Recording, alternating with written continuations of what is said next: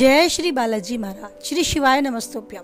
ईश्वर की कृपा आप सभी पर बनी रहे। कन्या राशि, बात करते हैं 5 सितंबर से 10 सितंबर 2024 के लिए क्या कुछ उतार चढ़ाव देखने को मिलेंगे कन्या राशि से जुड़े जातकों को 5 से 10 सितंबर 2024 में। कन्या राशि से जुड़े जातकों के लिए समय मिला जुला रहने वाला है, यानी कभी धूप तो कभी छांव का सामना उन्हें करना पड़ेगा।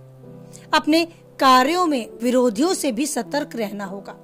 आपके काम को आप सही तरीके से कर पाए, इसका पूर्ण रूप से प्रयास करना होगा, क्योंकि आपके बॉस, आपके अधिकारी हो सकता है उन कमियों को ढूंढने के लिए तैयार बैठे हो, जो कमी आपके काम में रह जाएगी। तो ऐसा कुछ भी ना करें कि आपके सीनियर को आप पर गुस्सा करने का अवसर मिले। अपनी छोटी सी भूल को बड़े अपमान का कारण ना बनने दें।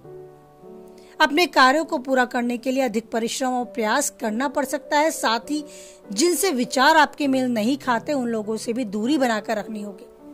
हो सकता है आपके काम को बिगाड़ने की ताक में वो हो, तो थोड़ा कम बोलें और उनसे अपनी भावी योजनाओं के बारे में तो बिल्कुल भी आप चर्चा ना करें। कारोबारी और वित्तीय मामलों में आपको बहुत ज्यादा व्यस्त रखने का ये समय है। यदि आप किसी योजना या व्यवसाय में धन निवेश की योजना बना रहे हैं, तो आपको ऐसा करने से पहले बहुत अच्छे से सोचना होगा, समझना होगा कि क्या सही दिशा में आगे बढ़ रहे हैं। आपको इस विषय में अगर अनुभवी व्यक्तियों से, साथ ही अपने शुभ चिंतकों से सलाह लेनी पड़े तो पीछे न हटे, लेकिन जोखिम भरी योजनाओं में पैसा लगाने से पहले बहुत अच्छे से सोच लें। अगर बचा जा सकता है इस तरह की योजनाओं में पैसा निवेश करने से, तो ज्यादा अच्छा रहेगा। कामकाज के सिलसिले में हो सकता है कोई लंबी दूरी की यात्रा करनी पड़े। यात्रा थकान भरी रहेगी, लेकिन अपेक्षा से हो सकता है अच्छा फल देने वाली साबित हो।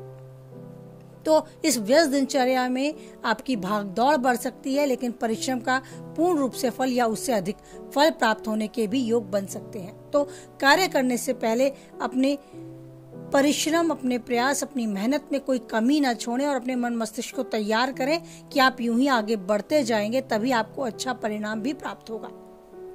हो सकता है अचानक कोई बड़े खर्चे सामने आ जाएं, जिसके लिए आपको धन उधार लेने की जरूरत आन पड़े। ऐसा करने से पहले सोचें कि क्या उन खर्चों को करना बहुत ही आवश्यक है।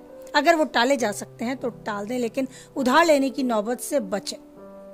घर परिवार की बात की जाए तो हो सकता है घर में किसी बड़े की सेहत को लेकर आपकी चिंता बढ़ जाए। परीक्षा प्रतियोगिता की तैयारी में जुटे छात्रों की बात करें तो कठिन परिश्रम से मनचाही सफलता प्राप्त होगी। तो आपको अपने परिश्रम में कोई कमी नहीं छोड़नी है अगर आप भविष्य में सफलता चाहते हैं। तो अगर बात करें आपके पारिवारिक जीवन की, तो खुशनुमा रहेगा। काफी हद तक आपके पक्ष में सब कुछ नजर आएगा। आपके बड़ों की सेहत को लेकर चिंता बढ़ सकती है, बस उस विषय पर ही ध्यान देना होगा। बाकी काफी हद तक परिवार में आप अपने को अच्छा, अनुकूलतम वातावरण में पाएंगे। अगर आप वैवाहिक हैं तो वैवाहिक जीवन बहुत अच्छे से आप इन दिनों बिताएंगे। आपका लव पार्टनर, आपका लाइफ पार्टनर भी आपकी भावनाओं का कदर करेगा, अच्छे से आपके साथ मिलजुल कर इस समय को बिताएंगे और आप अपने मन के तन की सब चर्चा उनके साथ करेंगे और एक बहुत अच्छा क्वालिटी टाइम मिलकर स्पेंड करेंगे। अगर अभी आप प्रेम संबंध में हैं तो आपको उतावलेपन से बचना होगा। आपको उनकी भावनाओं की कदर करनी होगी और ऐसी सिचुएशन, ऐसी समस्याओं को आने से बचना होगा जिनसे सामने वाले को लगे कि आप अपने विचार या अपनी भावनाएं उन पर थोप रहे हैं। उन्हें भी स्वतंत्र रूप से अपनी भावनाओं को प्रकट करने और अपने मन मर्जी से अपने विचारों के आधार पर आगे बढ़ने के लिए आपको छूट देनी होगी, आजाद रखना होगा। बस इस बात का आपको ध्यान रखना है कि अपने विरोधियों से थोड़ा सतर्क रहें। अपनी भावी योजना हर किसी से डिस्कस ना करें। अपनी खुद की सेहत और अपने परिवार की सेहत का भी ध्यान खुद से रखें। अपने पार्टनर की भावनाओं की कदर करें और जीवन में आगे बढ़ने के लिए कम बोलकर अधिक सोचकर आगे बढ़ें।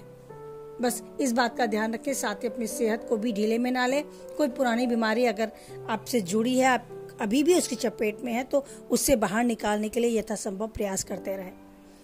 सेहत सबसे ज्यादा आपके लिए महत्व रखती है, ये आप बहुत अच्छे से अपने मन में बैठा कर चलें। अगर सेहत सही है तो सब कुछ सही है। जीवन में हर पल को आप अच्छे से जी सकते हैं, अपनी जिम्मेदारियों को निभा सकते हैं और जो चाहे वो कर सकते हैं। बस सेहत पर आपको विशेष रूप से ध्यान भी देना होगा। उसे इतनी ना बढ़ने दें कि आपके काबू से बाहर हो जाए। अच्छे खान पान का अनुसरण करते चलें, पालन करते चलें और योग व्यायाम को भी अपनी दिनचर्या में शामिल करें। बाकी सब कुछ हर तरीके से ये समय आपके साथ है। यूं ही अग्रसर रहें अपने जीवन में जो चाहते हैं उसे पाने के लिए, और ईश्वर का आशीर्वाद मिलता है उसका धन्यवाद करते चलें स्वस्थ शरीर स्वस्थ मस्तिष्क पाने के लिए। ईश्वर का आपके साथ बना रहे, हर परिस्थिति में आपके साथ रहे, इस आभास को और दृढ़ करते हुए उस ईश्वर को धन्यवाद करते चले और बनाए रखें अटूट विश्वास, क्योंकि परिस्थितियां कैसी भी हों एक वही है जो हमेशा देता है और देता रहेगा हम सबका साथ। तो दृढ़ करें इस भरोसे को और बोलें एक बार जय बालाजी महाराज, जय माता दी।